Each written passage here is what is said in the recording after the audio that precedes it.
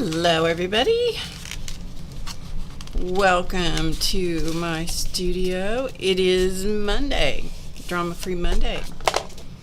We hope, don't we? It's good to see you guys. Welcome Evelyn and Cindy and Christy so far. The first people here, glad you're here. You guys, I wish somebody would come over here and clean up the studio and organize it for me. Really, really do. You know what? If you guys will indulge me, I need to run down and get something to drink in my kitchen. Hi, Tori. So if you will give me just a second, I'm going to let you guys visit amongst yourselves. Anybody that's here right now, those of you, there's Rhonda, will you just tell people I'm coming right back? I just need to get something to drink, okay? I'll be right back, I promise.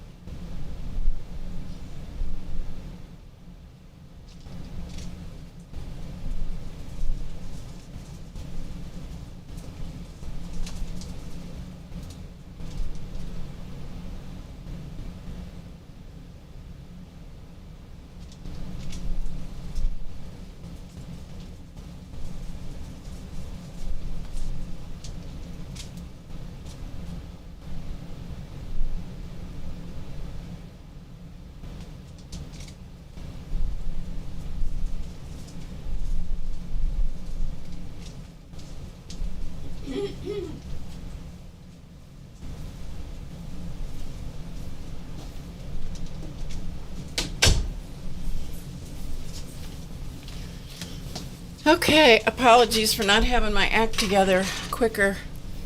It's been one of those. A good day, but one of those, that went awry when I caved and took a nap for a little bit this afternoon. That's why I look lovely. Anyway, hello. Hi, Sherry. Nora, hello. I have not seen your name in chat before. Glad you're here. Hello, Angela. Hello, Peggy. I hope you're feeling better. Yes, that was Muppet with her bells. Or it's her tags, her rabies tag and her whatever other tag, name tag, jingling. And she was also eating, so she was clanking her tags against the side of her metal dish.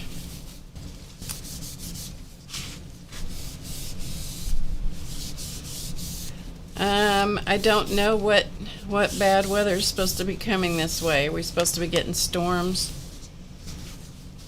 tonight? I don't know.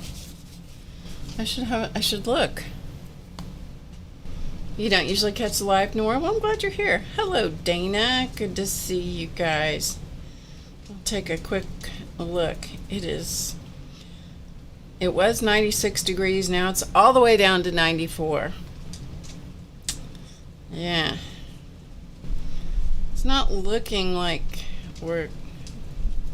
it looks like that weather is north of us. But I don't know. It's hard to say. doesn't, oh, it says 56%. That's tomorrow. Doesn't show any evidence of rain or anything until tomorrow sometime. So anyway, yeah, I don't think we're supposed to get it. At least it didn't look like that. Yes. So it has been hot here today. It has been really warm. We're supposed to get a little bit of a break in the weather here, I think, in the next couple of days. Next Monday night, I will not be streaming, and the following Friday, I will not be streaming. I should be the Monday after that. I'm not sure about yet. I have that written here somewhere.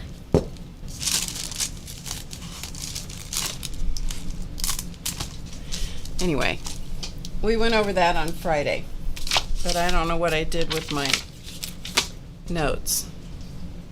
Sorry, disorganized. Oh, you're a long-time watcher? Well, I'm so glad you entered the chat, Nora. That's great. That's great. You're always welcome to chat with us. Yes. So, let's see. Where are we? Yeah, so this coming Friday on the 19th, I'm not sure if I'll be streaming. The following Monday, I will not be streaming, and that next Friday. So next week, I won't be streaming those 2 days, Monday and Friday, and the following Monday, I'm not sure about. I hope I'll be back, but don't know. Anyway, it is good to have you guys here in case there's anybody new, which I doubt that there is, but you never know. My name is Barb Owen. This is the How to Get Creative world, because that's what we do. We like to figure out how to get creative, and I like to do things of all different kinds, from fiber to fabric to paper to mixed media to whatever. And so I'm looking around just because. So some of you asked about this. I had posted, I'm not a good poster on social media, I have to tell you. This YouTube is my social media of choice. I follow Instagram and Twitter, X. Why they changed it to X, I have no idea, but anyway. And I am trying to post a little bit more on Instagram. I know I should be posting a great deal more than I am, but you know what? I don't like it. I don't like posting. It takes an enormous amount of time, even though I have apps that help me do all of it. Every time I get used to using one of them, they improve it. Anyway, so on Instagram, the whole point of this rant, as it is, I posted this picture, and it happened to be that we'd gone out for breakfast on Saturday, and at the end of our breakfast, I asked for a to-go cup, and so they brought me a to-go cup of coffee, and it had the word better on the cup right below my coffee sleeve that I put on. And so I just took a picture of it because I thought it's a good thing to wish people to have a better day, and I posted it on Instagram, and it wasn't hard. Anyway, so this is the coffee sleeve, okay, that was on my little, I don't even have a Starbucks cup, but this will fit, because it has Velcro, it will fit around. Ooh, look, slurped some coffee down the side of it. It will fit pretty much any regular size to-go cup, okay? Yeah, good luck. Every time you get it figured out, if I could figure it out once and never have to figure it out again, you know, if they'd leave it alone, then I'd do it. But you know what? They don't. They keep improving. They improve things all the time. And because they improve things, I'm just like over it. Anyway, So somebody asked me, and I'm not sure who it was, but somebody asked me if I was going to show how to do these, how to make these. And this is recorded. This is a class, and it's on How to Get Creative in the VIP section. So if you're a VIP member, you can find this. It was in June of 2020, I think, or sometime in 2020. So that's what the video, the thumbnail of the video looks like. So just so you know, it is available as a class. I'm not going to do it here on YouTube because it is a class on the website. Anyway, but I wanted you to know that. So that's that. And all I did, just so you know, it's not rocket science. I took a coffee sleeve from just any to-go cup. I peeled it apart. That became my pattern. And then I just made the sleeve based on that. Okay, this is not rocket science. So you can see there is a shape to it. You know, it's rounded on the top and the bottom. It's straight on the sides. And I literally used one of the coffee sleeves that I pulled apart. I opened it up, used it, and I think I had to adjust the pattern a little bit because this is thick. It's not just cardboard. It is thick because it has a little bit of, I don't know what I put in there. Right now I couldn't tell you without going back and watching the video that I recorded. I don't know if I put flannel in there or if I put a thin fiber fill, you know, like a not batting fleece, like a fleece or a felt. I don't know what I put in there. There's something in there. So it's not hard. And there is some stitching on it to hold the layers together. I'll show it to you.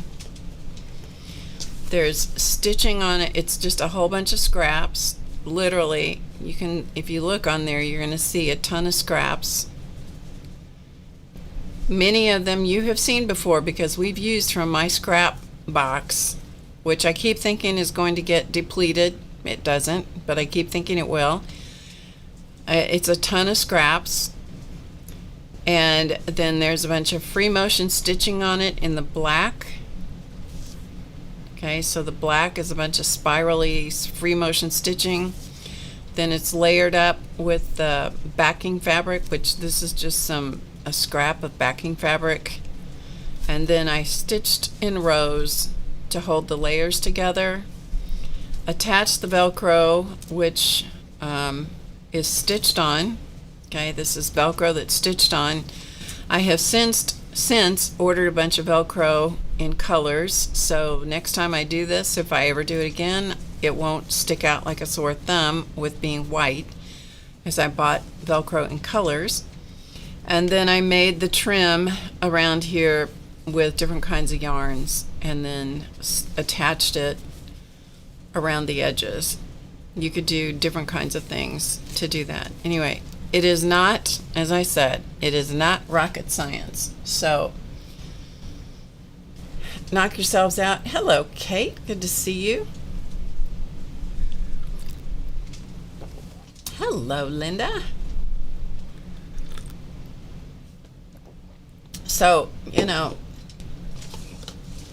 just because I did that, I actually did the first one years ago when I got my needle felting machine, and I don't know if I have that needle felted one here.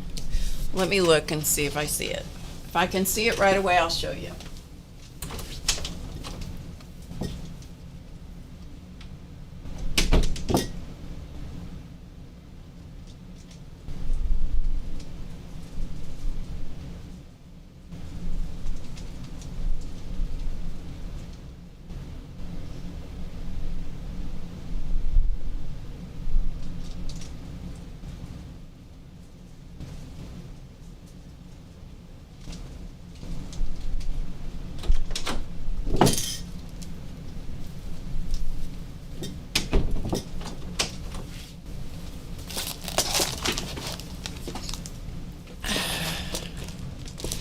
So while I was in there, I dragged out the Velcro to show you. So it's in a frosted plastic container, but there's a lot of colors of Velcro in here,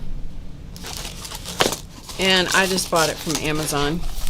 It's no big deal. Some people hate Velcro. There are certain uses for it that you can't. I don't know what else you could use that would be better, but you can find Velcro in colors, and it wasn't expensive. Hi, Denise. Yeah, I don't know whether I could get it to go all the way down,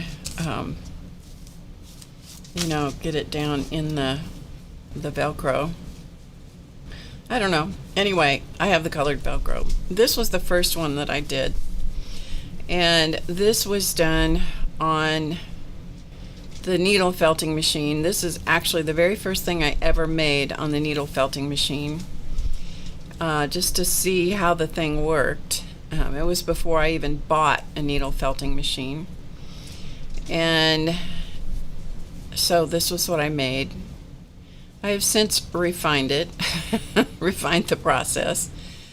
Yeah, so this is, I don't know what all this is that I put together to make this one. It's not all that attractive. This is a 3-thread serged edge. Boy, say that a few times fast. And then I didn't put Velcro on it, I just stitched it together. I wanted it to be something that was adjustable. This is just using quilted, double-faced quilted fabric, and this is just to show, this was my tester for the Velcro situation. And so here's my pattern. Okay, so I took just a regular coffee sleeve. That's the size of this one. I then enlarged it because I wanted more room, and I changed the shape of it a little bit. So, you know, as with most things, you have to sort of refine your process. And any time that you do put, the more stitching you add to something, the more it's going to shrink it. Okay, so that's why you have to just do some testing and experimenting and so forth. I have since learned a whole lot more about using a needle felting machine than what this is. But you know, I kept it because I needed to keep it to remind myself. So, you know.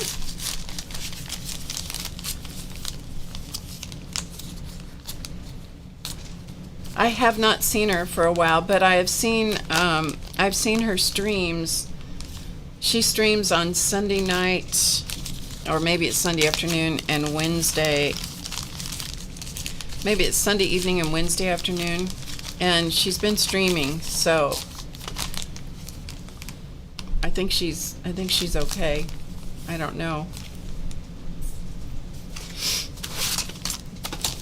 Does anybody know?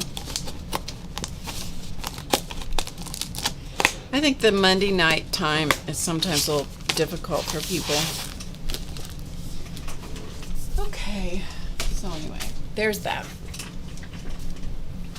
Sure, thanks for asking about her. And Laura, we miss you if you're watching. Okay, so now, I don't know when. Friday maybe, we did this, where we covered this little notebook. This is one of the moleskin notebooks, and I covered it using some scraps from one of the leaf prints that I had done on the jelly plate. And so I wanted to show you how it turned out when I was finished with it. This is just tape. It's this tape, which happened to be on my desk. It's a Tim Holtz. It's an old washi tape. And you can see it's a different color because I smeared some ink on it. Hello, Terry. Good to see you. So I just smeared some ink on it using coffee archival ink. I did attach it with glue because this washi tape, most washi tape, does not stick very well on, you know, a surface like this. So I attached it using tacky glue, and it eventually, the archival ink will totally dry and won't come off on my hands anymore. Right now I just keep rubbing on it because I'm kind of hoping that it will sink into the tape just a little bit more. And then I inked around the edge, sanded it with the sanding sponge, and inked around the edge again with the coffee archival ink. And this is one of the little type tokens that I was telling you guys about the other day. I had them sitting here on my desk. We will see if I must have put them back. They're just the Tim Holtz type tokens. They don't look like this. They look like this. So the color is different. Okay. So we're gonna treat these, treat some of these, and to make them go a little bit more with the ones that I have. So you can alter the surface of them. Hello, Nanette, good to see you. So that's how this one turned out. So I just wanted you to see. And this was 2 different pieces of the paper because I didn't have enough to make it wrap around. So I glued on one piece and glued on the other one, and then added the tape to make the binding. Okay, so there's that. Then what else am I going to do? We're going to do these real quickly so I can show you how I changed these little type tokens. So we're going to do that and add these to the covers of these little books. And the reason I put these on is so I can tell what the front is. These are more of the leaf prints pulled on the jelly plate. So I'm going to use these 2, Adore and XOXO. And so I'm just going to use a piece of paper as my palette. And I'm just going to do, let's see, we're going to do this one in the same metallic as I did the one I just showed you. So I'm just getting myself ready with a paper towel and a baby wipe. This is Iridescent Copper Fine and Golden Fluid Acrylics. This is the one I'm going to use for this little one. I may use it for both of them, actually. You hardly need any of the metallic paint. And I just finger paint it, just smooth it on.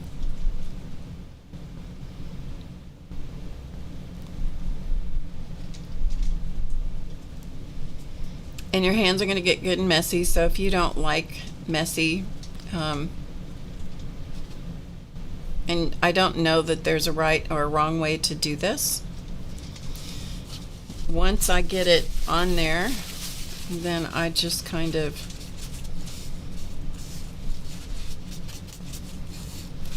pat it, pat off the excess. Because if you're putting on not very much of it, it dries pretty fast. So I'm going to use the same thing on this one.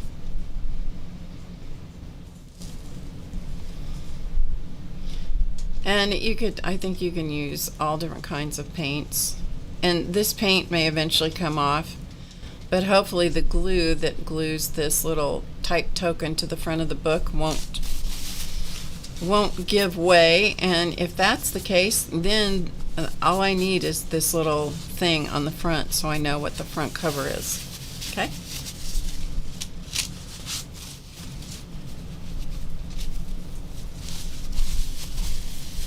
Alright, so I've got that.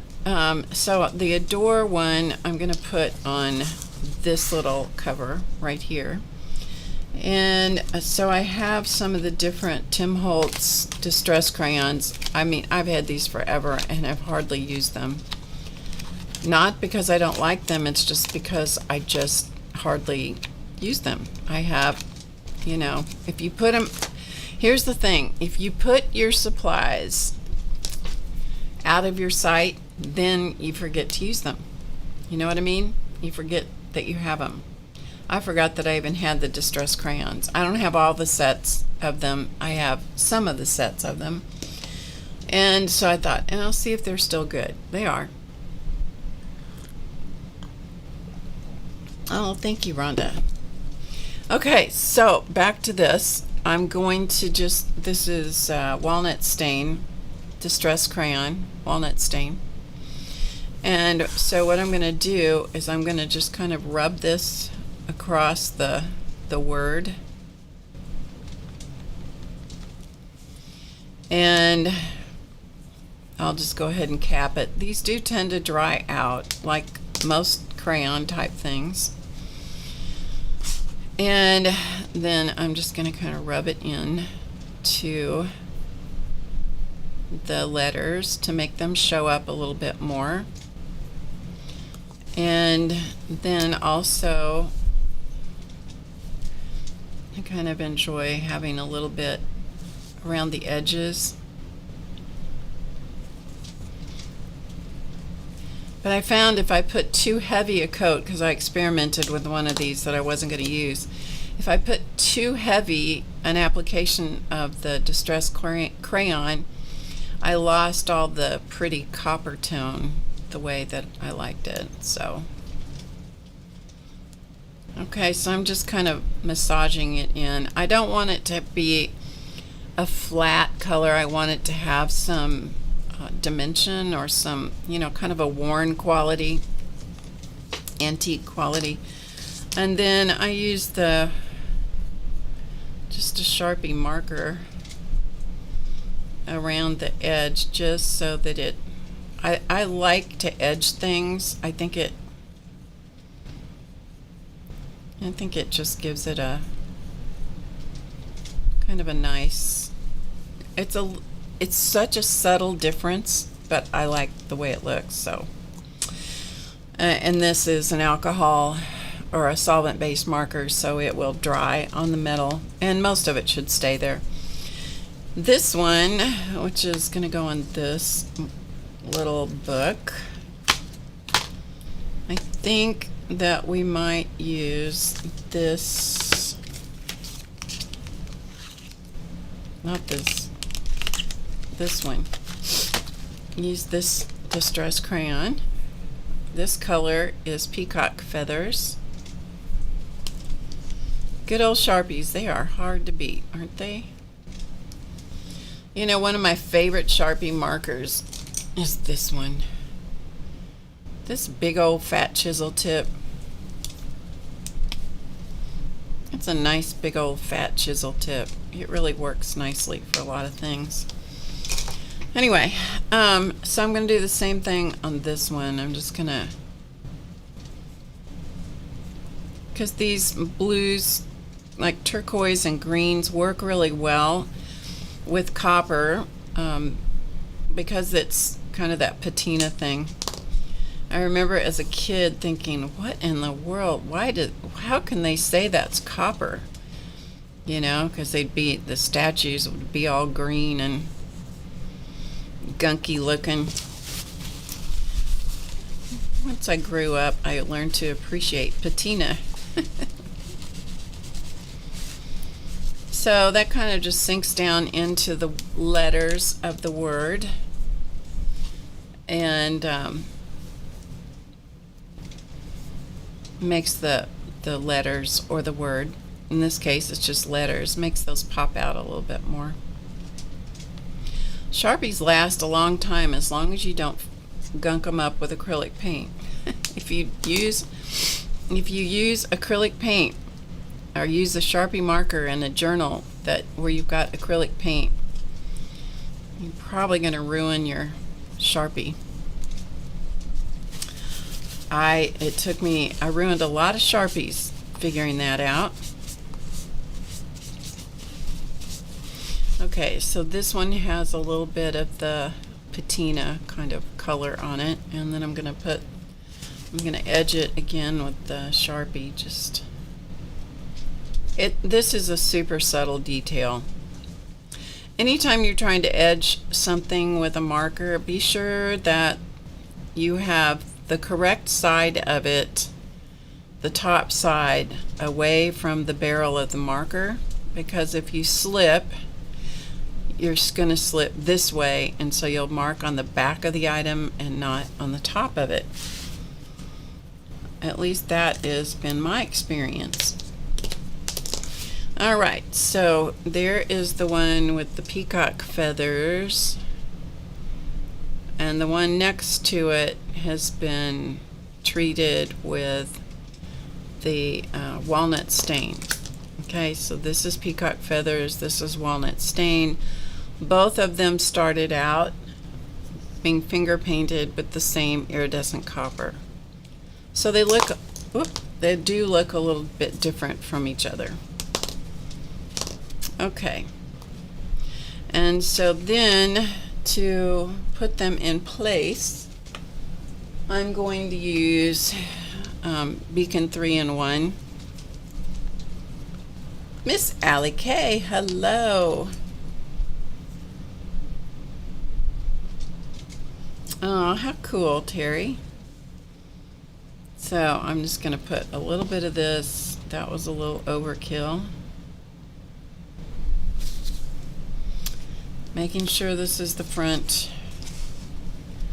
And then I'm just going to put this right there on the front cover. Wiggle it just a little bit so that the glue will kind of seat, spread a little bit, and spread out just a little bit. And then this one, we're going to do the same thing. Put a little bit. Oop. My glue has one of those air bubbles in it,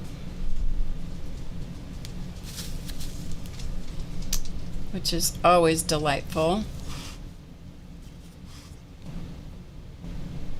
Now I could have, if I'd wanted to get real fancy, and if I do, I can still add something later, add a bow, you know, that looks like twine or something, which is certainly an option.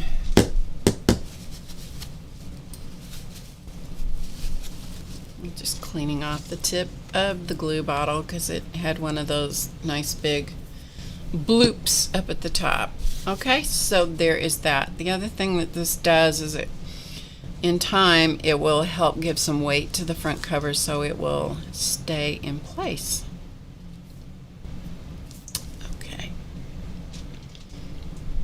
Bye, Sherry. See you later. Okay, so those are those. So I'll just set those off to the side. I have some others of these, which I'm going to do something similar to. I probably will not do them tonight, but maybe, probably not. These are some of the word, I think these are word bands, and these are the color that they come out of the package. And so I'll do the same thing. I will add some paint to them and then add some, in fact, while I've got the paint out here, I might just go ahead and finger paint them. And then add some of the distress crayon or whatever to bring out the words a little bit. But I do like the way that it just gives them a little bit of, it just changes the look of them a little bit. And the copper seems to work with all the ones, the notebook covers, all of the little notebooks that I covered. So might as well use the paint, since golden fluid acrylic is not the least expensive paint in the world, but it sure is highly pigmented. So I tend to really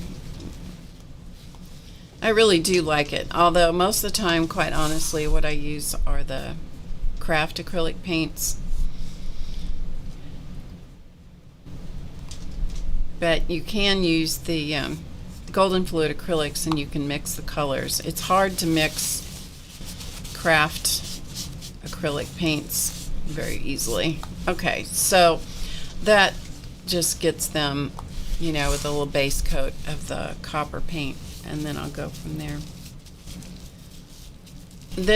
Really, honestly, the main reason that I use I do this kind of stuff on the front of one of these little notebooks is just so I can tell the front. Because it does make me so annoyed when I pick up a notebook to write in and I don't know what the front cover is. That's just, I can't even tell you. It's just a personal, we all have those things that make us irritated. So what can I do to stop the irritation? Well, put something as simple as put something on the cover. Yep. Yeah, mixing colors it's one of those things. I learned about mixing colors when I was doing oil painting back in the decorative painting phase of my life, back in the 70s and 80s, early 80s, and you really learn a lot when you have to mix colors. There were sometimes I'd go to a class and we would mix colors for an hour, you know, and that was where I learned a lot about mixing colors. And it was real frustrating for me when I started working with acrylics, especially, like, to me it was like acrylic is acrylic, paint's paint. No, it's not. No, it really is not. Some paints mix better than others, and it depends on what the base is for the paint. Like the craft acrylics, the base is totally different than a student grade or a fine art grade. Anyway, okay. So the other thing that we did on Friday, oh, before I do that, I'll show you what we did on Friday. On Friday, we did we did a sheet of paper,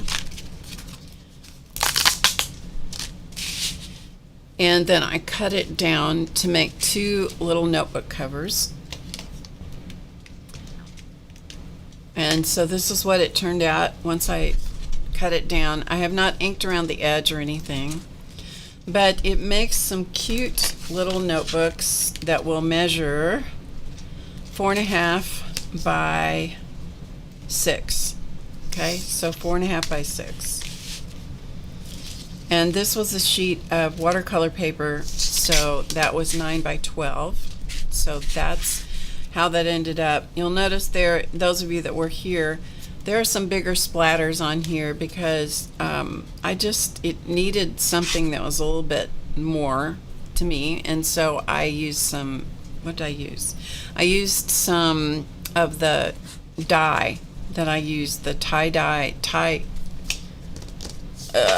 just a minute.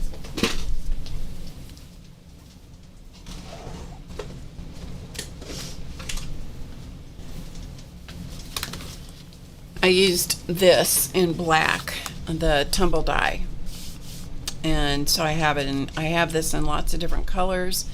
It works really well on paper. It also works really well on fabric. So I just opened the bottle and used the pickup tube and just splatted it over the sheet outside.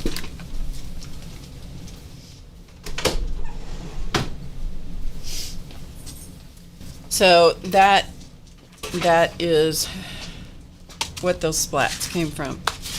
This is another sheet that I did. This was done on the Distress Heavy Stock, the Tim Holtz Heavy Stock.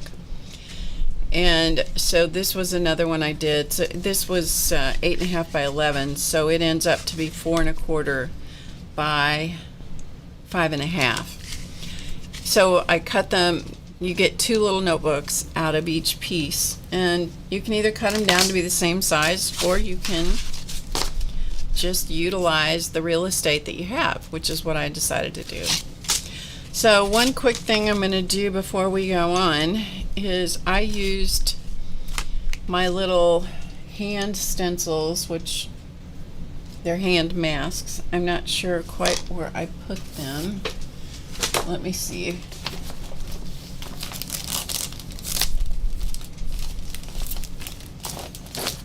Here they are. These are old. I got these for $1.43. The original price was $3.99, so that gives you a clue. This is before the days of stencils and masks being popular for mixed media work. And these, I don't know any place that you can get these. I think they seem to be discontinued. Somebody sent me this link.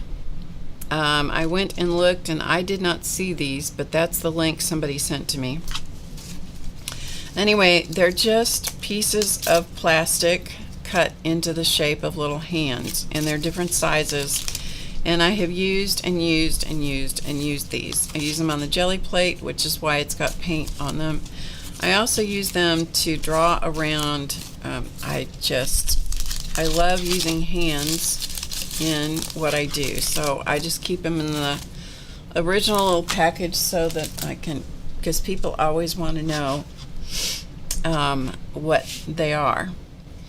And so I drew around them when this was fairly wet. And so just real quick, if you will indulge me, I want to go over those areas that I drew the hands, drew around those masks. And there are a few little places, like right here, that need to be re-glued a little bit also. This was one of those things where I just kept moving and didn't really let everything get totally dry. So I've gone around this with, this is a jumbo, Faber-Castell jumbo graphite pencil. And it's, I don't remember if it's water-based or not, but it makes a nice thick line, which is great. So I just wanted these little hands to have a little bit more presence. So here's a thumb or something over here. It just gives it gives a little bit more variety to this print. And I could do this with ink of some kind, but there's something, you know, when you start using graphite in some form, whether it's water soluble or not, if you start using that in some of your projects, it gives a different dimension, a different visual texture to your mixed media stuff. And so I've been doing that more lately. On these, there's graphite spirals on there, so it's just big spirals in graphite. And if you just use your finger and just smudge it a little bit, it kind of helps to soften some of that. And if some of it just blends totally away, it's okay. It's not a big deal. And if you don't like that look, you know, if you don't like the look of the grayness of the graphite, then, you know, don't do that, right? Just because somebody else does it doesn't mean you have to do it. So yesterday we went to St. Louis to a Cardinals baseball game. Cardinals and Chicago Cubs. Let me tell you what, it was really hot. We weren't sitting in the sun, but we were in a great spot. We were right behind home plate, just up from home plate, so the view was perfect. But there was something about, of course we'd had a big lunch, and so that probably contributed to the problem of being sleepy, as well as being in the, in the heat. And I am telling you, I could not keep my eyeballs open. So you know how lovely that is when your head, is going backwards and forwards. Of course, the Studley duck did not cease to grab that opportunity to take pictures and regale me with many pictures, many of which he also sent to my son and his wife. So sweet to capture all of that on film, Oh man, I don't know why I was so sleepy, although he later admitted that he was dozing as well. So I'm sure we were quite the spectacle. Hopefully I didn't doze with my mouth open or snore. That's the only thing I hope. But boy, there was the warmth of the weather was in the full stomach, I think, was the deadly combination there. Anyway, it was still a lot of fun. Cardinals lost. Chicago Cubs won. So that part wasn't great for Cardinals fans, but yeah. Okay, so there is making the hands come out a little bit more, which I personally like. Maybe some people wouldn't, but I like it.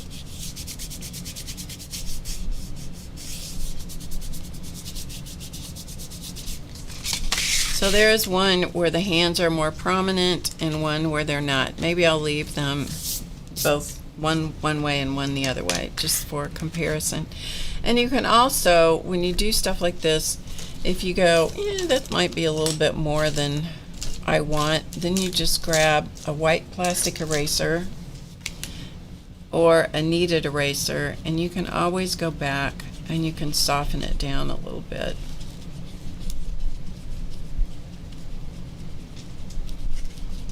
And then come back and smudge again.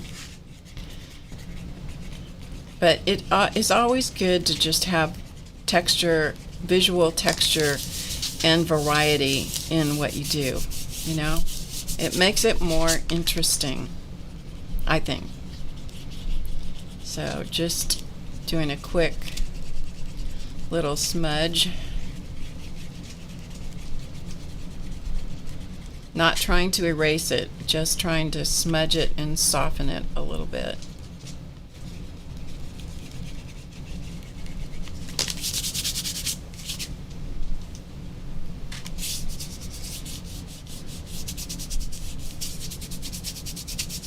So there you go. Okay. Sun drunk. That's what it is. Sun drunk. That's right, Rhonda. I would take credit for having knocked out that tooth, but I didn't. But he was pretty funny looking with that hole in his head. Okay, so this is what we have.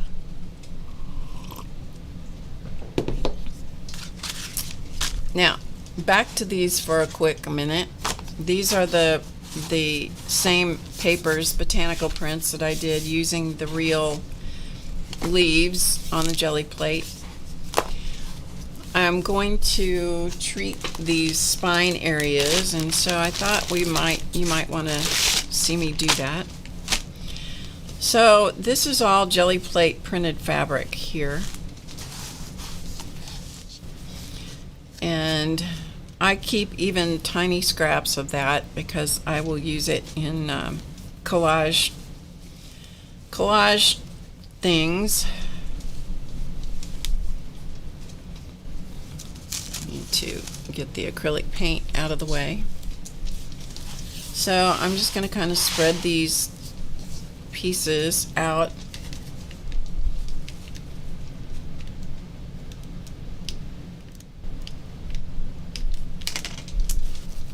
this one has more pattern. It might be a little this one might, something like this might work for this one. Something that has a little bit more pattern on it, if I can find color that I like. Now this is one of my favorite ones. I love this piece. I'm going to be so sad when this is all used up because I just love this one. Might use some of that. Besides that, it's got spots on it. You know, you can't hate a good, you can't hate a good polka dot. No, you can't. All right. It needs to have contrast, not the exact same color.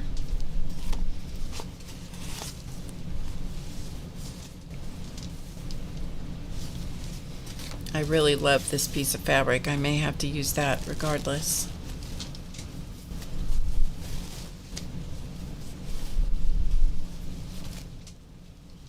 Driving in the sun, oh, that is a fact. Driving in the sun is just horrible. Okay, this is another piece that's been jelly plate printed and then use those writers, the scribble, yeah, tulip, these slick writers, tulip slick writers, they're fabric, paint, textured paint. That's what all this is on the top of that. So let's just take a look at this and see. Too busy. This one is much more subtle, so this one could use a busier binding. That's actually a nice area. Of course, I want it in the middle of the fabric, you know. But it has copper paint on it, so that one might work for that one. We'll set that to the side. I still may try to find something out of that piece. And not the reds, not red, not pink. This one has some copper in it. Don't think so. These were all fabrics I did when I was making Christmas stockings last Christmas. Purple, no. Purple, no. Okay, so all of these are going to go back in there.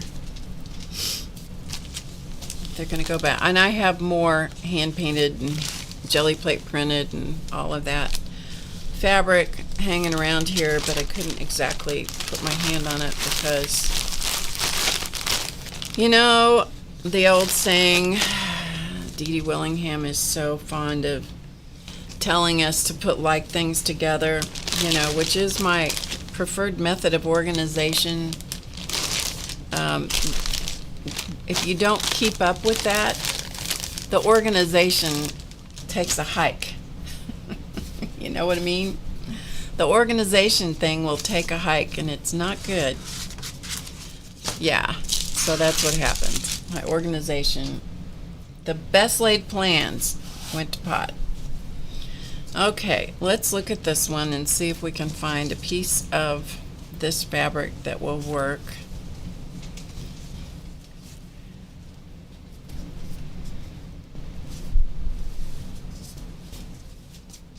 Need something, I don't mind it being real similar, but I don't want it to be too much the same.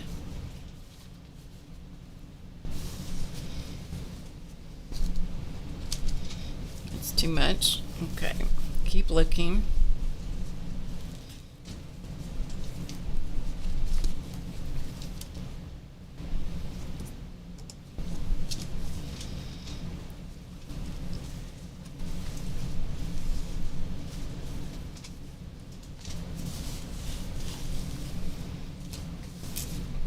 We may just go right down the middle. Let's see if we can.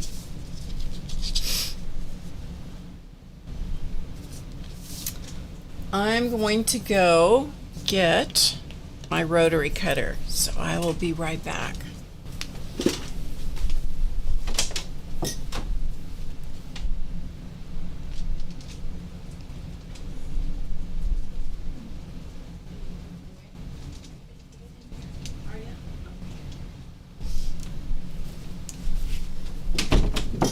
I asked Chance if he was being a good boy. He said he was. I knew you'd want to know that. Okay, so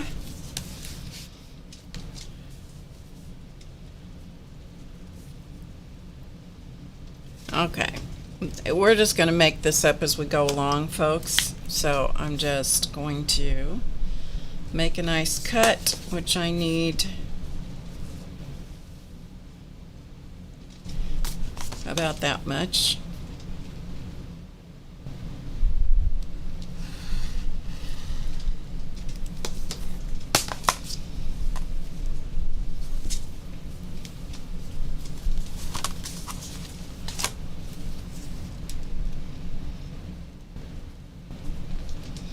All right, and we need it to be about, let's see, how wide do we want it? About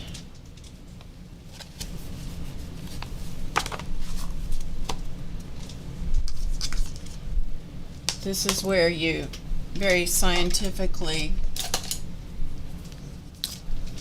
peek under and go, yeah, about like, I can always trim it down, but we want it about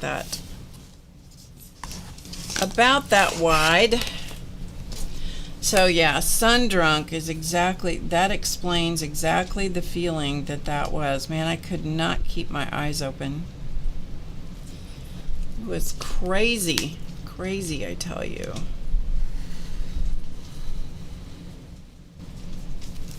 And we ate before the game, which contributed to this sun drunk feature of the day. And they had, we were at the what's called the Redbird Club. I don't know, it was, I'd never been there before.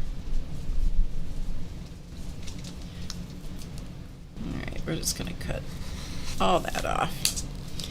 And anyway, they had some really good food in this one section. It was like prime rib sandwiches or roast beef or something. I don't know if it was prime rib. I don't think it was. I think it was roast beef. Anyway, sandwiches, and so most of the time, is this the one I'm using? Which one am I using? This one. Hello. So anyway, most of the time we will opt for not having the bread with the sandwich. Yeah, I'm gonna go this side because it's a little more contrasty, like that. Let's see, I think this is gonna work okay. All right, we're gonna hope it works, right? Yes.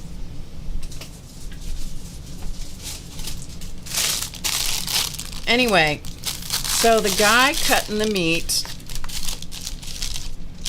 cuts off this slab of meat, and I'm thinking, well, that's enough for both of us. You know, he's going to give us this for both of us, right? Oh, nice, Rhonda. How cool is that?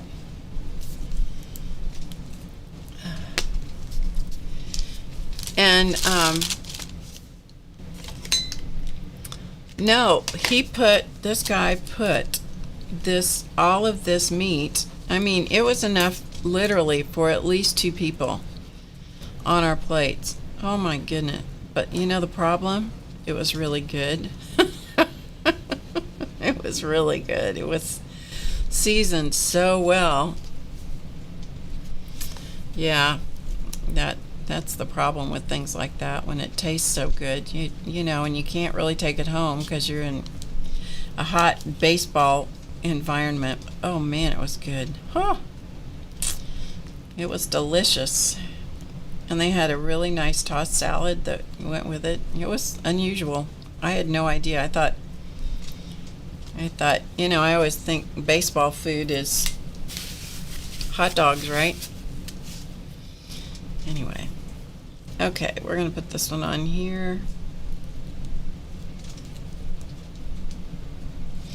And I'm hoping that maybe this will kind of, yeah, fray a little bit.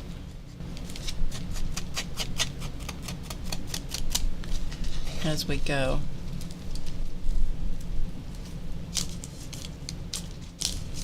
Because things tend to look a little bit better if they're not too perfect, you know?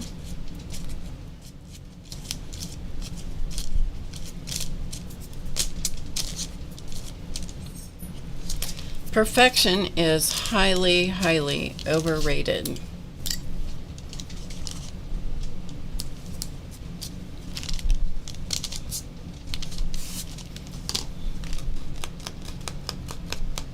And sometimes you can't get it to ravel.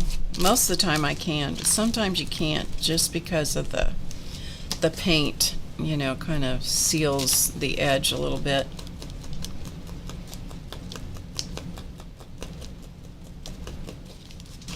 It's all right. It's enough so it doesn't look quite so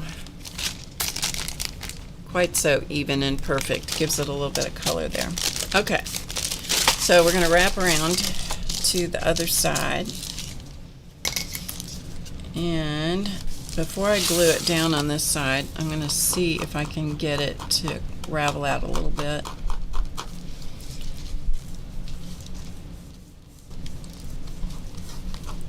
If you use a pin, a straight pin or a needle or something, or a push pin, something that's got a nice pointy edge, or a pokey tool, you can often help yourself with the raveling out just a little bit. Doesn't have to be a lot, but it just kind of destroys some of that perfect cut, and I like that. Boy, I agree with that, Rhonda. And you know, I don't know if you guys ever watched Cesar Millan, the dog whisperer, but he often said, one of his things that he said was, you may not get the dog you want, but you get the dog you need. And I thought about that a lot because, boy, we've had some challenging dogs over the years. And challenging cats, for that matter. Feral cats are quite a challenge to tame down. Sometimes they'll tame down and sometimes they won't. Sometimes they are so grateful to have a place to live, and they're so sweet, so loving and all that, and then sometimes they just never trust you. Never.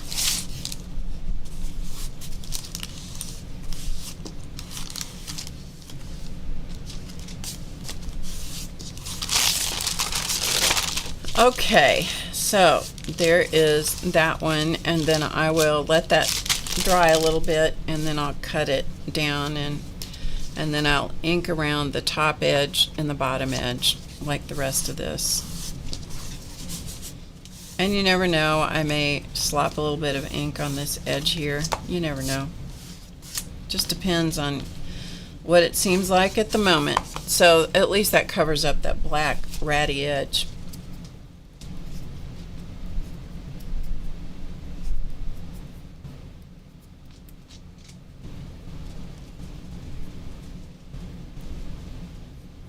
Isn't that funny? It's just so neat when you get the right cat, you know, or dog. It's just so nice when they are the right one. Okay, let's do this one. And we're going to take this right out of the I'm going to take it right out of this section right here. I'm going to see if this will tear for me.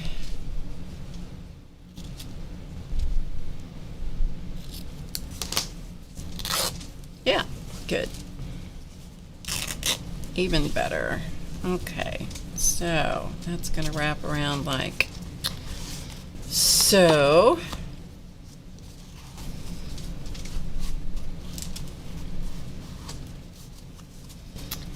And where we want it to go is about here.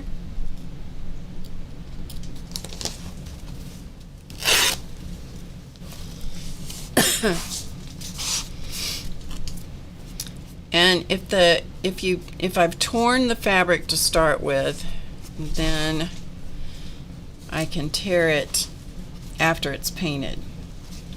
If I didn't tear it to start with, it isn't going to tear after you paint it. Alright, did I tear it too short? Let's find out. It's going to be real tight, but I think I can make it work. Let's find out if I can make it work, huh?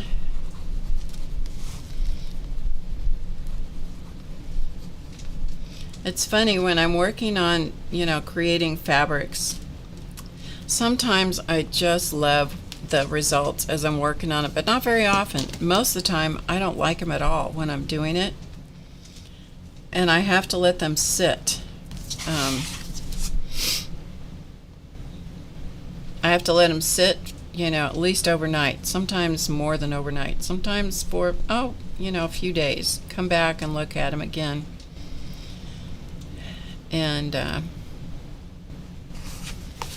I'm just using tacky glue to glue this on. And most of the time when I come back to them, I really like them. But at the time that I'm making them, boy, I can't, most of the time they're like, oh, this is the worst thing I've ever made, ever. Okay, so pull this back as much as we can because I made it just a sketch narrow. Just a sketch narrow.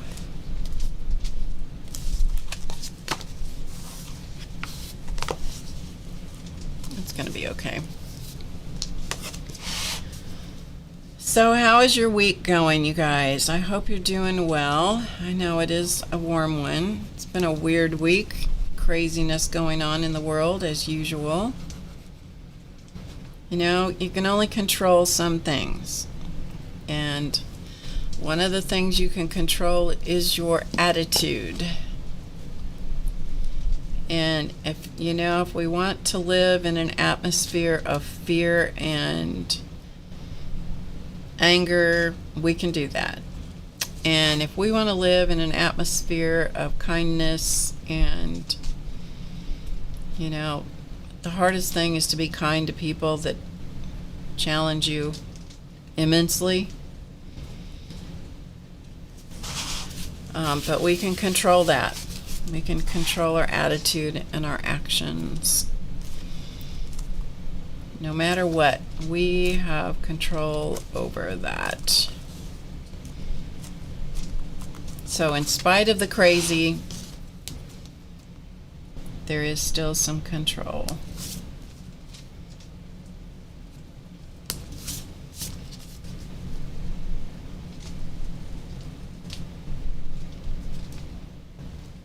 Oh, that's just a little thread. I'm going to leave it. Okay.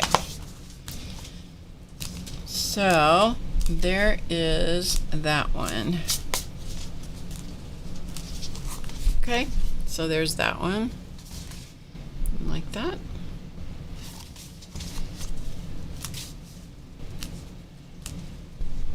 If I can't change the situation, I need to change my attitude. That's right. Okay, so there's that one. Okay, here's this one. I don't know if there's a part on this one I can use.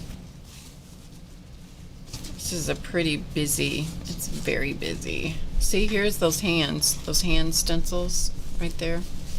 right there. Told you, I use them a lot.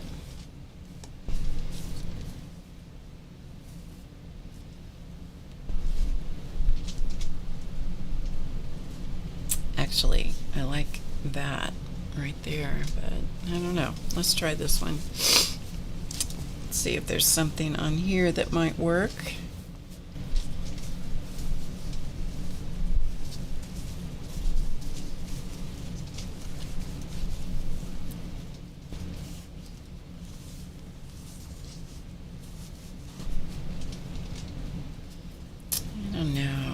I don't know.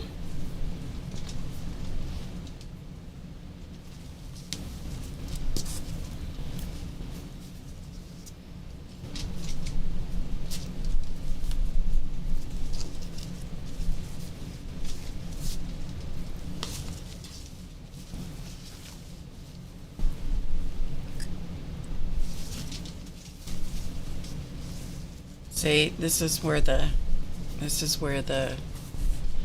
Barb can fiddle fart around on stuff for a long time.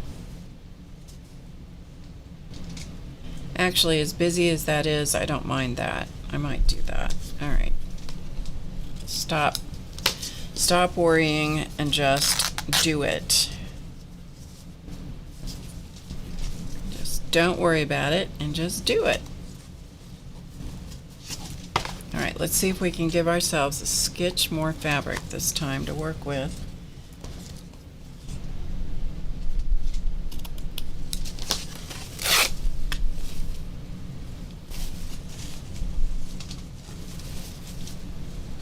I am going to have another fabric session. It is so true, because I love making the fabrics. I don't know if people necessarily love watching me make the fabrics, but I love making them. I absolutely do. Okay, let's see. Do I like it this way? This kind of looks like a continuation of that, which is kind of good. And then put this more purpley bit on the back. Okay. All right. Done. Done and dusted. Decision made. Decision made. Angela likes watching me do the fabrics. Okay. Well, maybe we'll do that.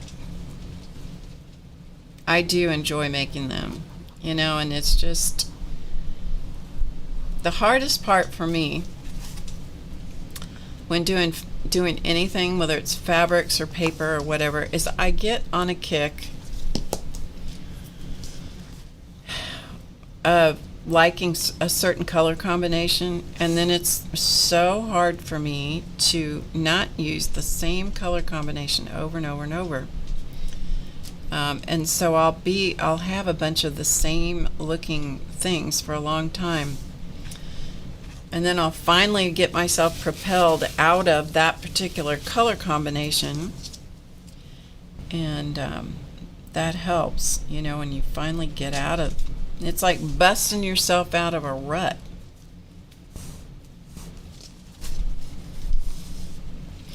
All right, let's see, did I give enough? I did. Okay, we're good. We're good. Excellent. Okay.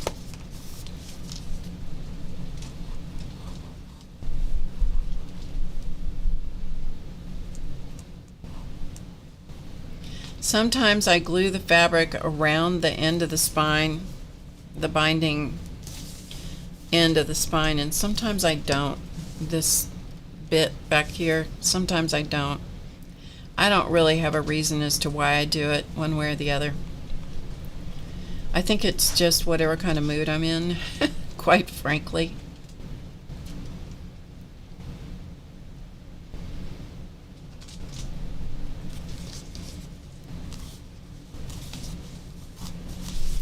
The tacky glue I find to be the easiest to handle. It will roll off your fingers.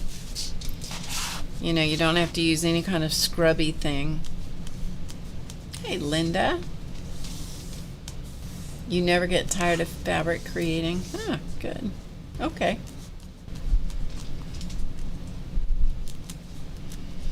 I know, it's so true, Rhonda, but you know, everything is out. That's one of the problems. Everything is out. Okay, so both sides are done. This is the front side here. So this, I do like how this kind of mirrors this part of this leaf. Okay, let's go back to the first one. I don't know which was the first one. Doesn't matter. And I'm going to trim this up.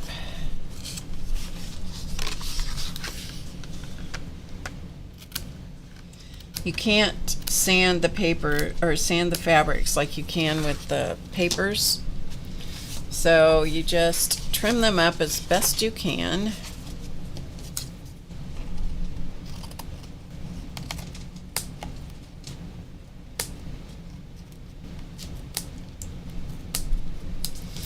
And the good part about, you know, even these little bitty scraps like this go back in my scrap bag.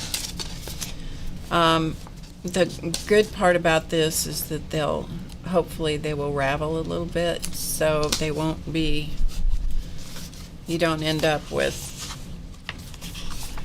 worrying about the ends not being, you know, I don't know. I keep saying perfection is highly overrated, and yet it is something I grapple with all the time, you know, wanting things to be straight and even and something I like to look at. If I don't like to look at it, it's hard to let anybody else look at it, you know? Okay. And I'm going to use a little bit of coffee archival ink and just give it a little zhuzh of color here on those ends.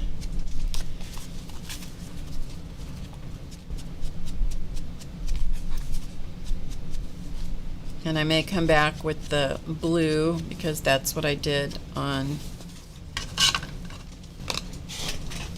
the other ones.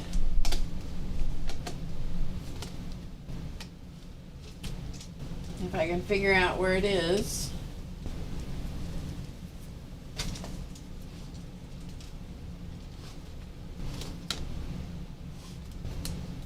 Somebody grabbed my cobalt blue. Can you imagine? I don't know what I did with it. It's here somewhere. Well, maybe there's enough here to, enough on the pad to give us a little bit of the blue.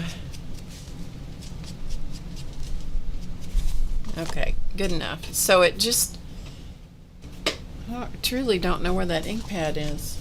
It's on my desk somewhere, probably right in front of me.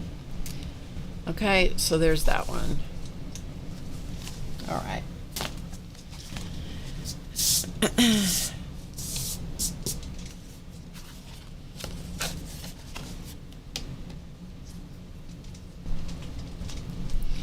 Yeah, try to look for new color scheme. It is. And I even bought myself the color cubes.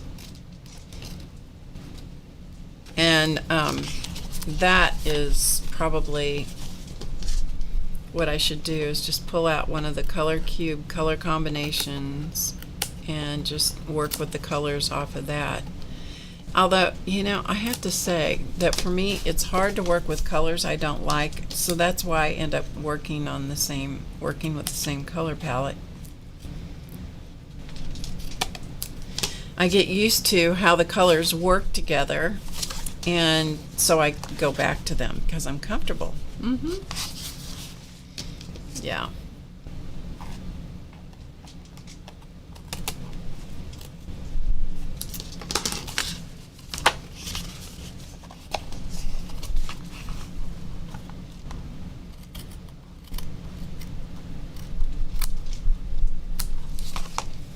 Okay, so there is this. This is the front. That's why I have to put those tags on them, because I cannot stand not knowing what the front is and having to always open the book. Ugh. Pet peeves. Oh my goodness, pet peeves. The things that annoy us the most are the crazies, the crazy makers. The crazy makers. All right. So there's that one. A little bit of ink on it. Okay. Turned out okay. I can like it. One more.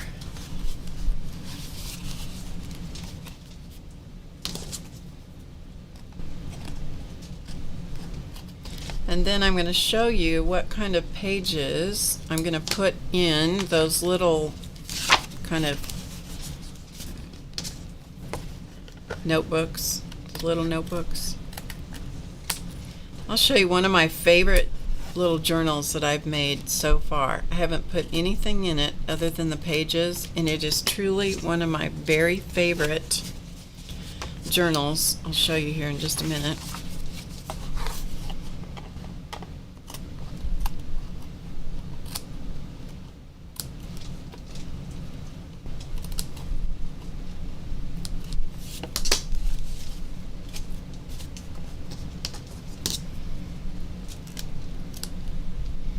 The tips of my little scissors are not so sharp anymore. That's a good thing. I have stabbed myself with these cutter bee scissors. I have stabbed myself more times. You can cut yourself real nicely with those cutter bees. It's kind of nice when they lose a little bit of their sharpness.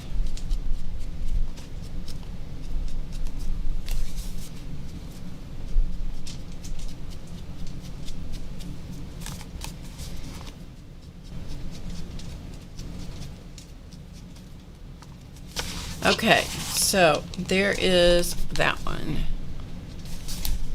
That one turned out okay. That fabric turned out to be good for the journal binding. Okay, I'm going to go get the journal that I like really well, that's going to be kind of the basis for, sort of the basis for the pages for these little notebooks. I'll show you in just a second. Hi Beth, good to see you.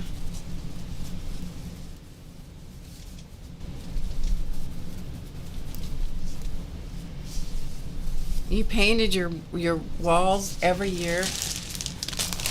Do you know that I live in a house that some of the walls of this house have never been painted? We were going to replace the carpet when our son got out of high school. You know how many years ago that was? Long time.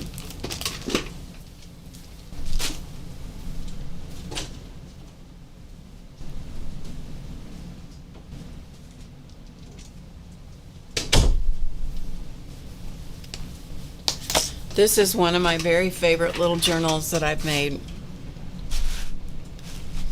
And some of you were probably here when I made it. It's made from a big brown envelope.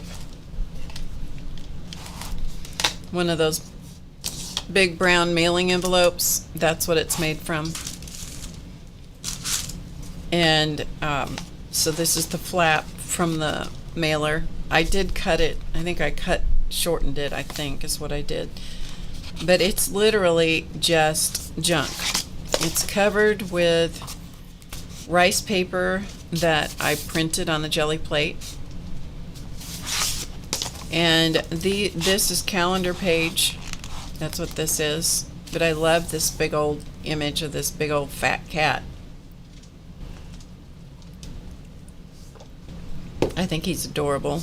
I used to have a black and white cat that kind of looked like this, only she wasn't fat. Her name was Moonbeam, but she wasn't that fat. So these are calendar pages. So they're going to come out, you know, be upside down and right side up. And it's just different kinds of papers. Sketch papers, drawing papers, graph papers, more calendar page. So some of them are sideways. Oh no, he's not sideways, he's laying on a fence. This is like this was from a textbook. This has Clausman's handwriting in it. Hello, Jan. Do you know what that Jan did? That Lady True North Jan did?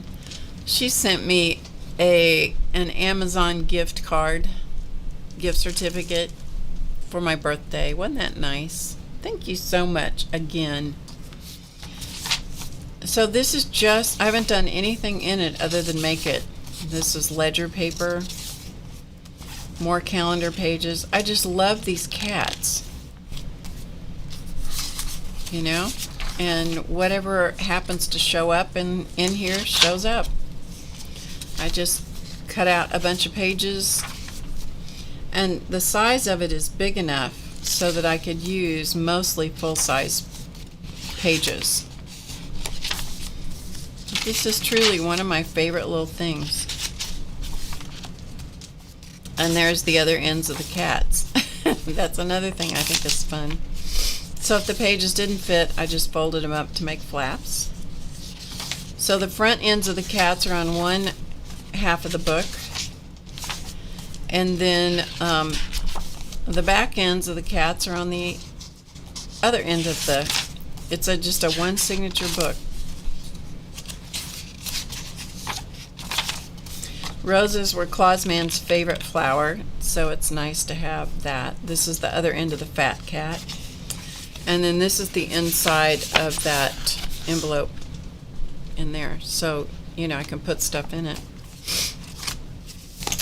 And I attached a button, and then this is just elastic thread to keep it closed. And these were just, this is a dog, literally a dog tag, like a name, like a rabies tag. And then these were, I don't know, something we did one time. I think it was chipboard that I covered with paste papers. Anyway, it's one of my favorite journals. So,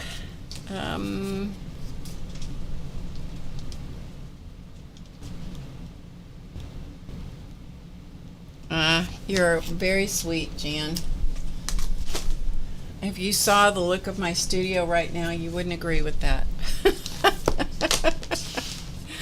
So what I'm going to do for these little notebooks right here, to fill these little notebook covers right here, is I'm going to go through these and I'm going to pull out the artist papers, because you know what, they do no good in these books. In the Somerset Studio you get artist papers, and they're beautiful, but they're absolutely pointless to leave in the book.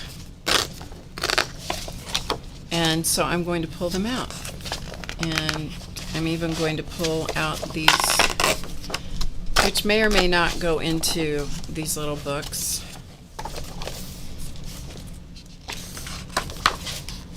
It's nice that they're perforated. I don't think they always were perforated. When is this issue? May, June, July of 2020.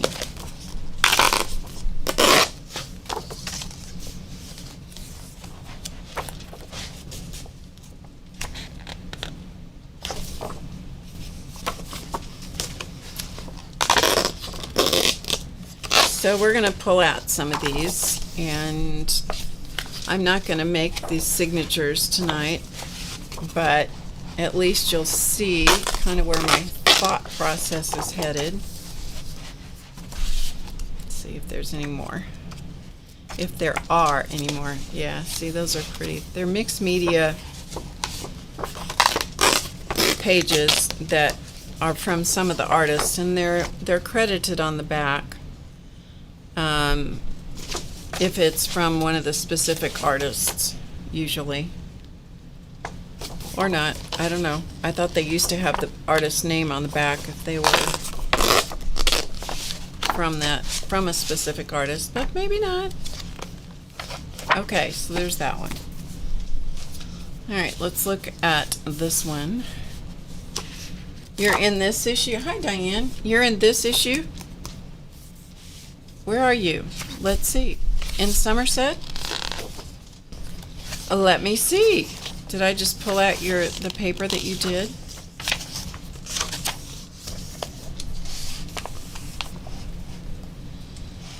Mary Beth Shaw, Michelle Ward.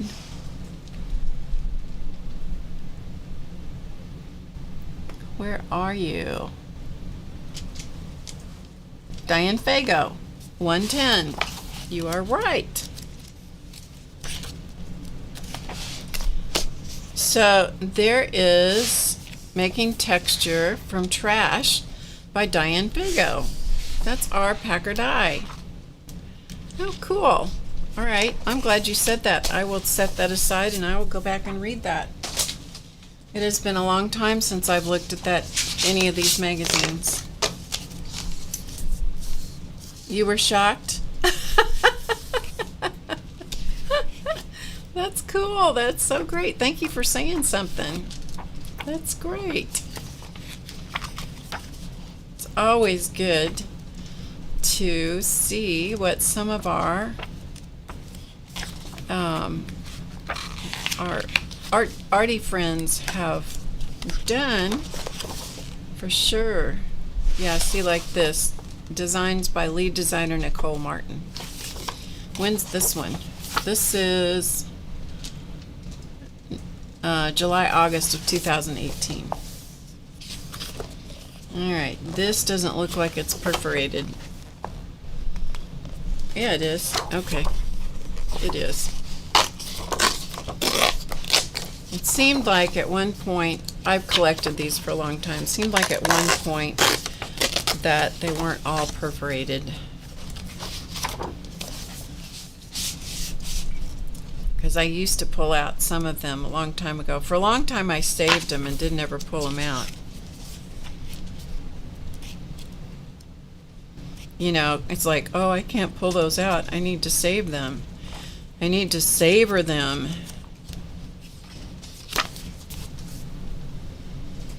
And then you go, and exactly what am I savoring them for? So I'm going to pull out a few more. I guess I didn't realize you were in Somerset Studio Die, because I thought that you mostly were published in Art Journaling, the Art Journaling magazine. Not that you couldn't be published in both. That's the only time you've ever been in that one? Yeah, that's what I thought. You mostly were in Art Journaling. That's really cool. Thank you for saying something, because I would have glossed right on past that.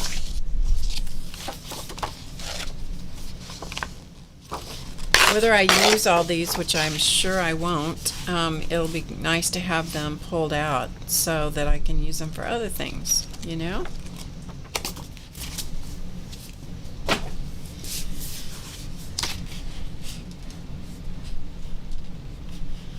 They are really nice magazines. I've collected them for a long time, but I don't always get every issue.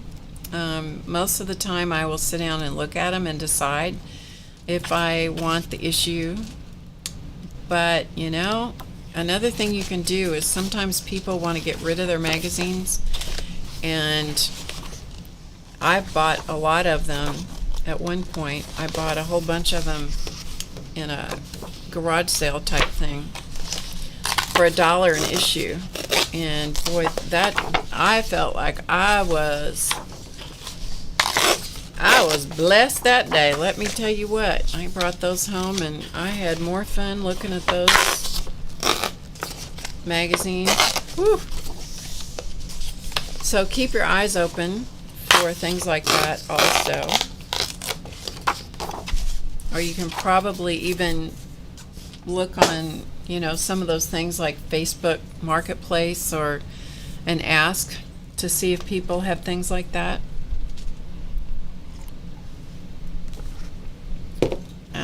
you know, because you get to a point where you can't keep all the stuff, you know? You can't. You don't have space for all of it. Looks like I've already pulled a little bit of this one apart. Yeah, I think I've pulled some of these out already, maybe. I don't know. Anybody that is sensitive to sounds, that might really annoy you. So I apologize. I'm not going to take that one. I'll take this one. Because I'm going to cut these down to make them pages for those small books.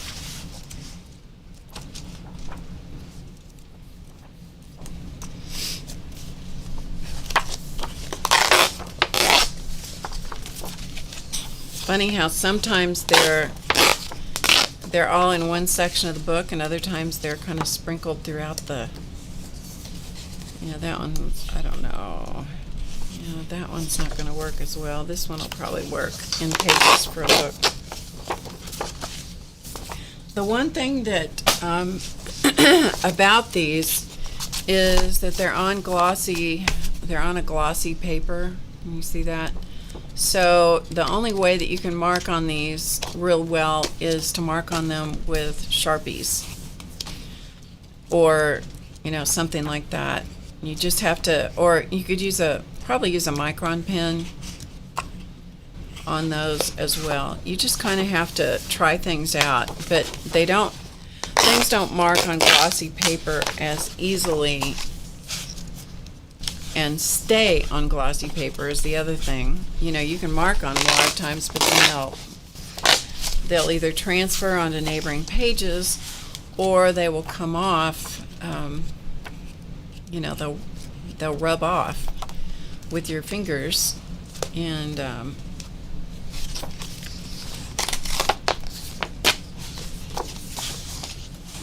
so, but they're good for collage. You can collage things on them, and you could collage tissue paper or something over the top of them, and then you can write on that. You know, if you use a matte medium of some kind, or you could give this a coat of clear gesso, the one that is not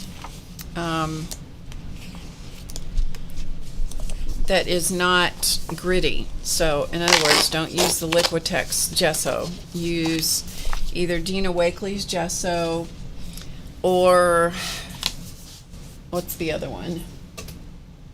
Art Basics.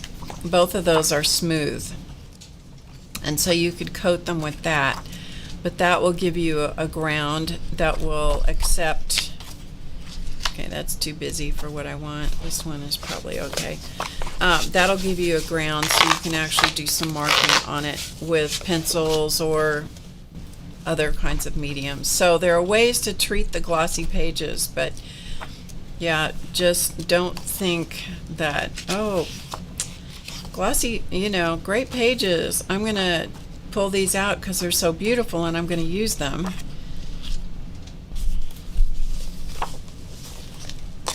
Because that glossy surface does change things. You could sand them with a sandpaper. You're probably, because it's a publication, you're probably going to take some of the ink off, but that doesn't mean that you can't do it. Okay, so those are all the ones that I have out, and so we'll just go through these. This is more pages than anyone will need for anything, certainly more pages than I need for these 4 little notebooks.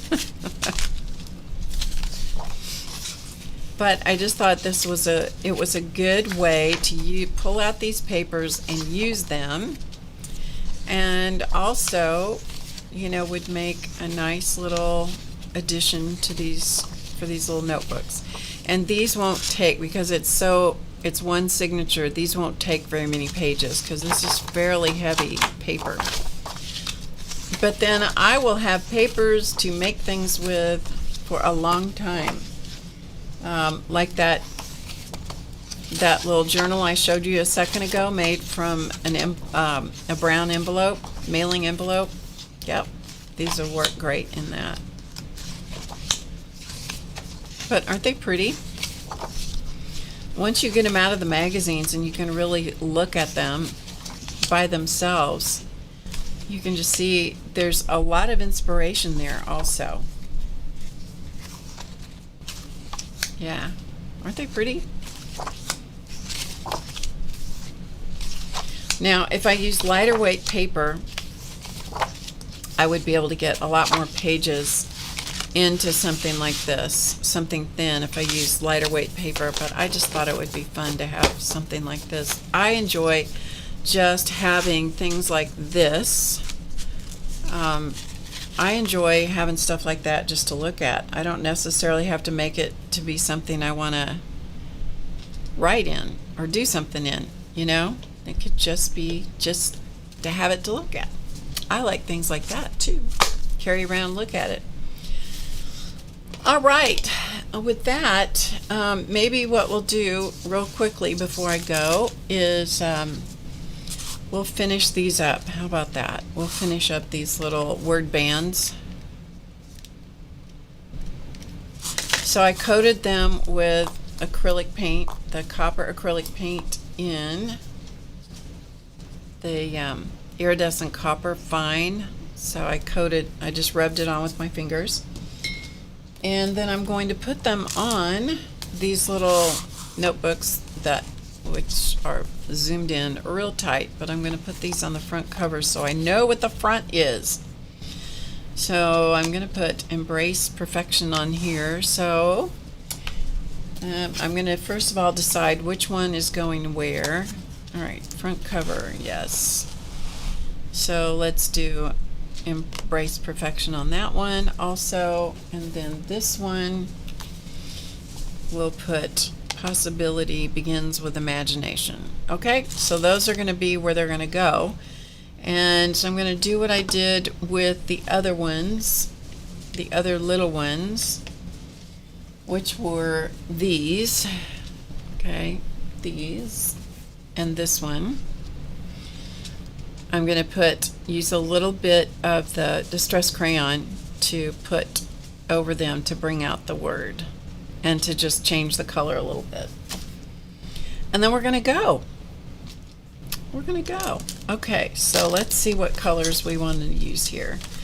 I think on this one, the Embrace Imperfection. Let me come back out a little bit. I got you really super close.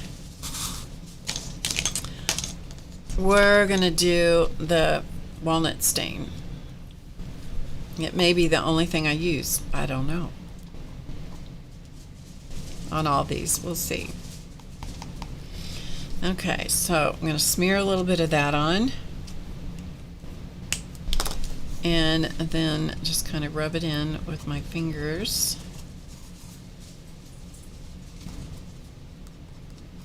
And just kind of smooth it out a little bit.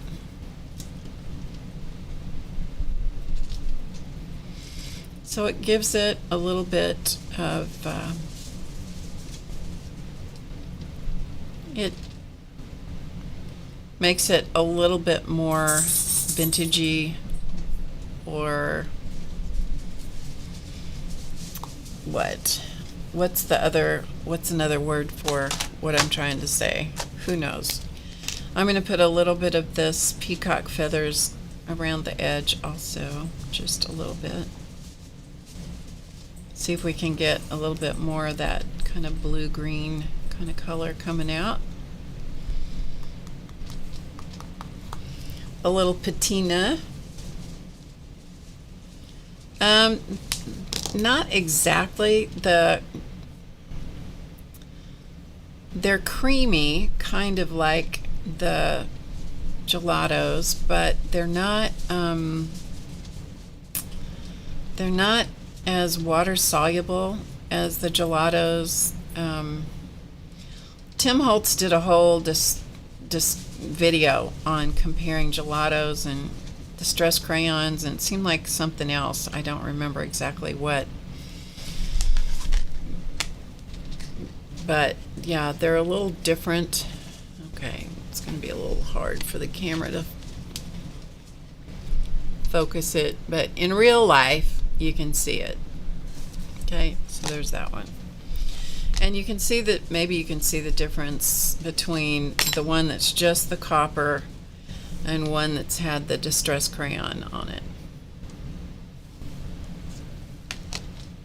There may be some people here who have used the crayon more than I have. I mean, I've hardly touched these, honestly. I have these three sets of them, and you know, I've had them for a long time, and I have hardly used them. This one, let's use black just for something different, for the putting it in the words, the letters.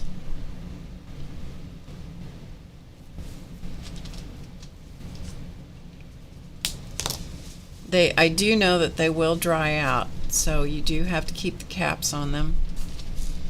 I got a little heavy-handed with that one.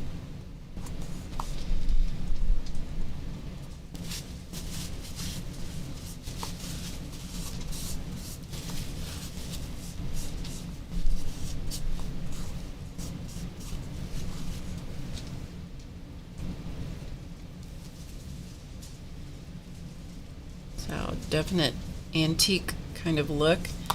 I think I'm going to try a little bit of this twisted citron around the edges just to see what it will do. Clearly I've enjoyed this color because I've worn the point down. I don't even remember what I used it for, but obviously I liked it.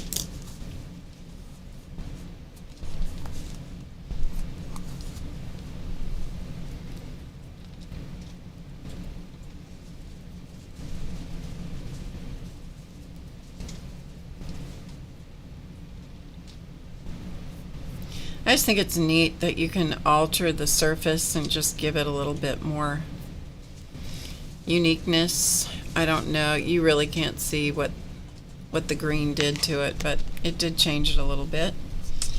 And then this one, I have one more here, which is this one, and I think that because it's got the blue showing through, I'll use some blue and the walnut stain. So let's see. Yeah, I'm gonna go ahead and put some walnut stain on the words, which says, now that I've covered it up, I don't know what it says. I read it to you and then I promptly forgot. Is Signa here? Hello, Signa. My goodness, it's got to be late where you are. Either really late or really early.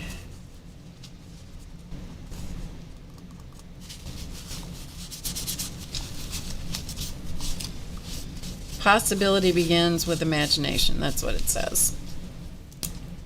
And then this color is Mermaid Lagoon. And I'm going to put a little bit of that on the edges, just to see if we can make it go a little bit more with the cover, since the blue is showing through. Aren't you impressed that Chance is being so quiet tonight? He's in the other room. He demanded treats before I ever got started. And so he got put in the other room because he was obnoxious.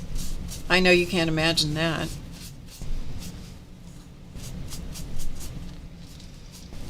That Chance would be obnoxious.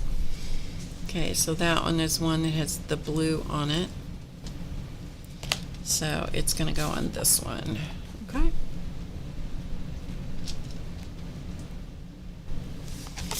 Alright, so while you guys are still here, I will go ahead and just glue them on right after I try to get the Distress crayon off my fingers.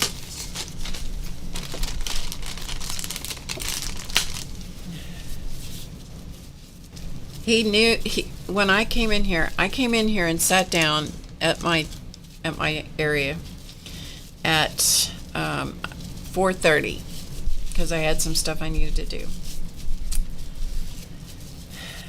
And he started circling the table, meowing.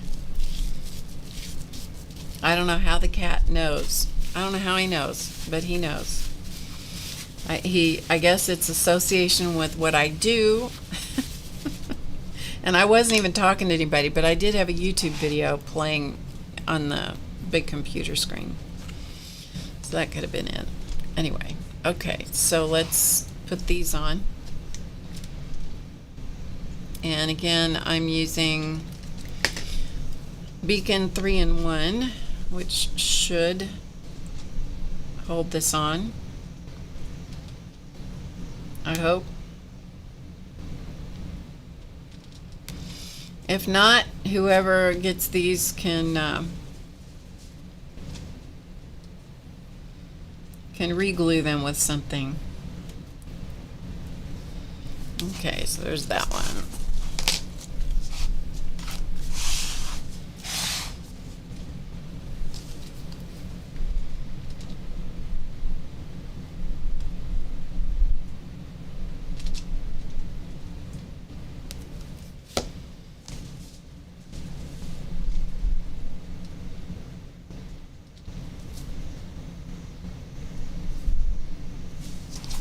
Okay, so there's that one.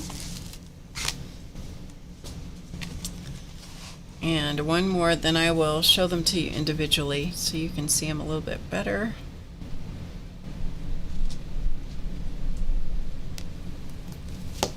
This is a solvent-based glue. I actually prefer a water-based glue or water-soluble or water whatever glue. But sometimes you need the solvent-based glue. It's just, there's no substitute for it. Okay, so we'll take a look at these one more time. So here's this one. It says Embrace Imperfection. This one also says Embrace Imperfection. And this one says Possibility Begins with Imagination. Okay, there's those. And then the little bitty ones are Hello, XOXO, and Adore. Okay. And then there are these, which will at some point hopefully turn into little notebooks. You know, I can't ever do one of anything, ever. If I make note cards, I make several dozen note cards. I'm always glad I do too, because then I have them done and ready to use for stuff. Having little notebooks like this are really handy for little gifts, for, you know, I don't know. Two things I never have enough of: journals and bookmarks. Yes, it's true. All right, and that's going to do it for me tonight. I hope that you guys have a really good rest of your week. I may or may not be here Friday at 2 p.m. Eastern. I'm not sure yet. If I'm here, I will see you and we'll do something. And if I'm not, I will see you probably in 2 weeks. Okay? Thank you all as I take a bit of a break. And it is good to share time with you tonight. I hope that each and every one of you stays safe and well, and that you do something nice for somebody and make their day special. All right, I will see you before you know it. Until then, remember to get creative today, because you know it's easy, and I'll see you next time. Bye for now.